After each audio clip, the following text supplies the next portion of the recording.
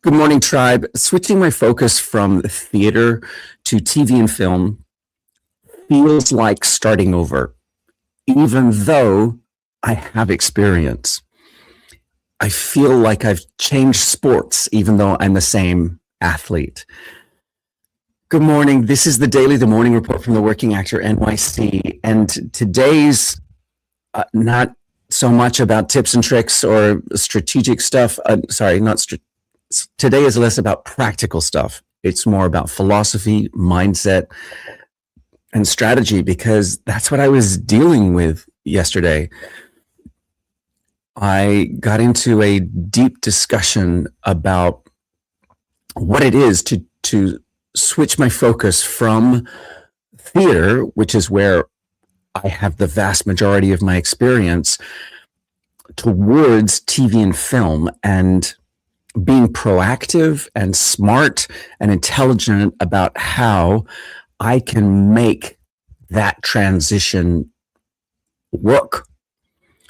It's an interesting journey because in a lot of ways it feels like nothing's happening. I am turning down auditions for theater jobs because they would take me out of town. And my experience has shown me that for TV and film, they need to know that you're in town right now. And I want to respect that. And I spent a lot of last year away. I was highly employed last year, which is great. And I love it. I love being an actor, and I love traveling the country. And I was away a lot last year doing jobs. And I want to spend some time here in my home with my family. So making this very intentional transition away from specifically regional theater towards TV and film is a real adjustment, because I am used to making an income from acting, and right now that's not happening. So I got into this deep discussion about it. And actually, what kicked it off was Walton Goggins. I was thinking a lot about Walton Goggins, who is now a household name. He's not A-list, but like he's definitely moved up in the zeitgeist over the last 12 months. We can point to The White Lotus, the success of The White Lotus, and Fallout as contributing to that. But what's fascinating to me is that for years he was working. You know, he was in Django Unchained. I was looking at his IMDb. Let me pull that up. Django Unchained, The Accountant in 2001, I've certainly heard of. But then there are all these other projects that he's been a part of. The Hateful Fight, Justified, Sons of Anarchy I've heard of. The Hateful Eight. That Evening Sun, Randy and the Mob, and Them That Follow.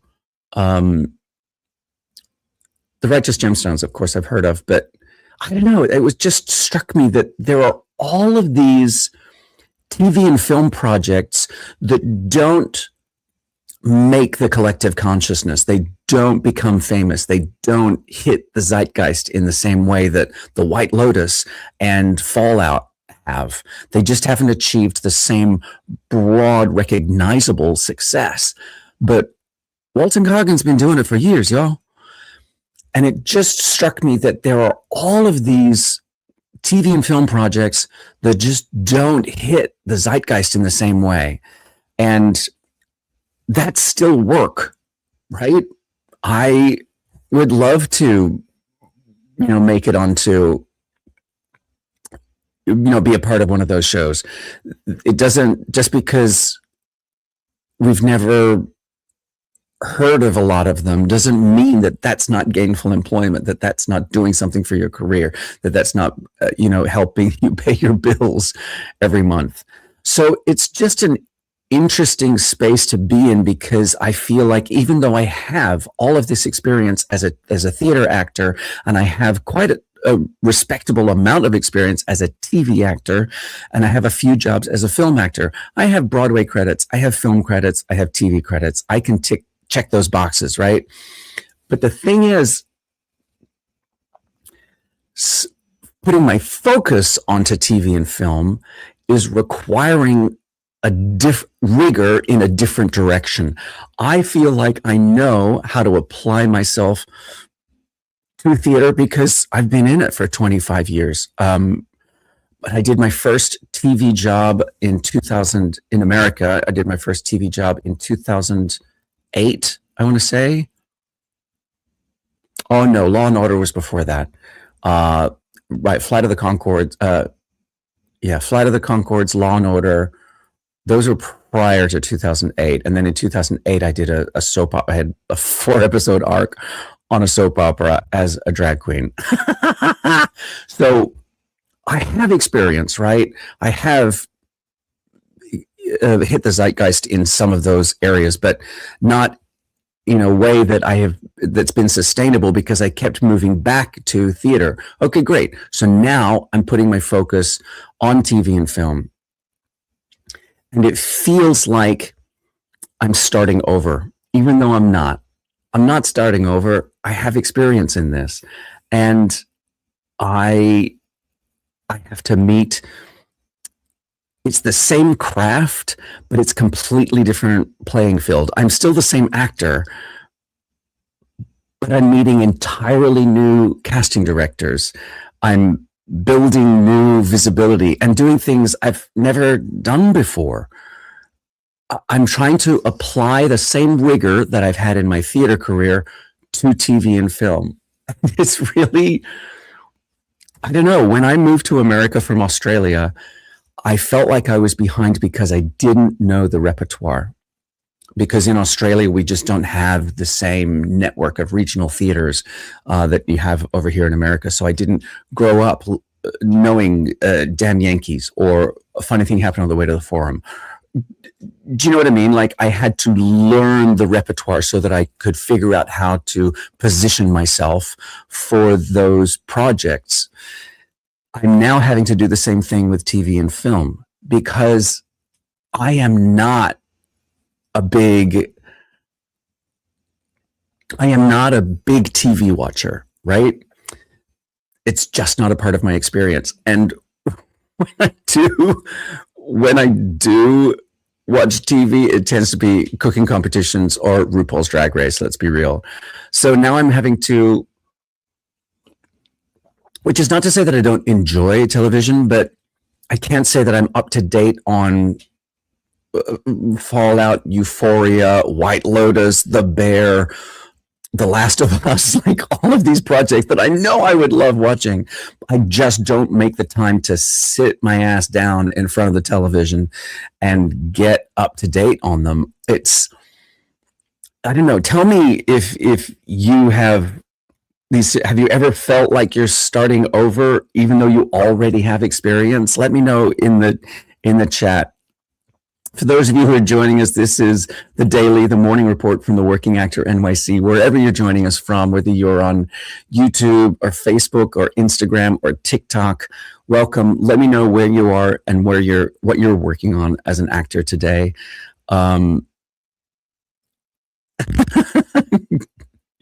Interesting. Not pre-recorded, but there you go.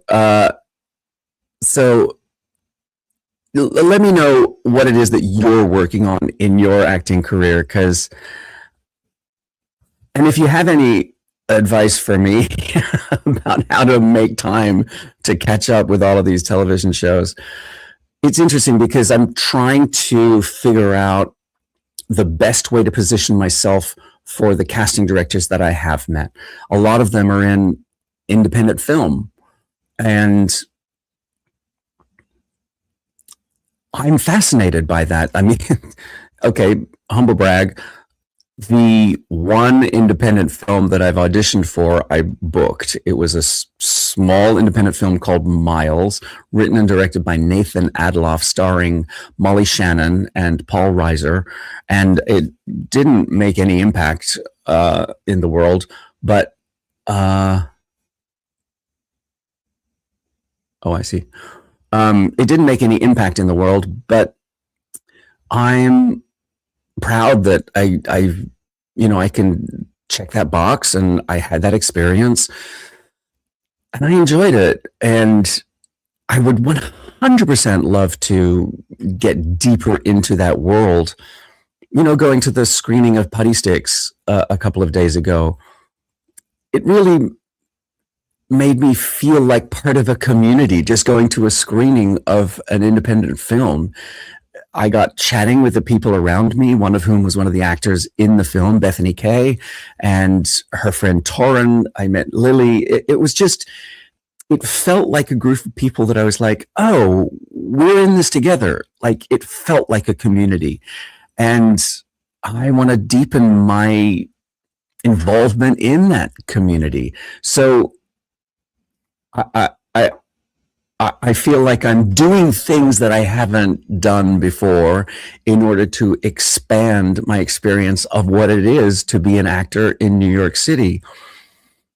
Of course, I'm talking about making a living as an actor in New York City. So I don't know. The thing that I always tell my coaching clients, I teach. The thing is that I'm in it with you, right? I am doing it right alongside you. I am working on my craft. I'm working on my visibility. I'm working on my relationships, and I'm working on my infrastructure. Those are all the things that I encourage my coaching clients to do as well. And I am sharing everything that I am learning right alongside you. And I welcome. I've always said that I'm a late bloomer and a slow starter. It just takes me time, but I figure it out and I get it done. And when I get it done, I am ready to share it with y'all. So I will keep you posted on my progress and let you know what it is that I learn as I keep going along the way. And I feel like if you're in the same boat as me and you feel like you're transitioning into a new phase of your career, just remember you're not starting over, you're starting forward, right? It's the same craft, but they are new relationships. So give yourself grace about moving into a new phase of your career in a new avenue. The skills come with you. The visibility just takes time. That's what I am learning as I join this. So remember, friends, wherever you are in your career, you got this. Keep going. I'll be right back here tomorrow at 8 a.m. See you then.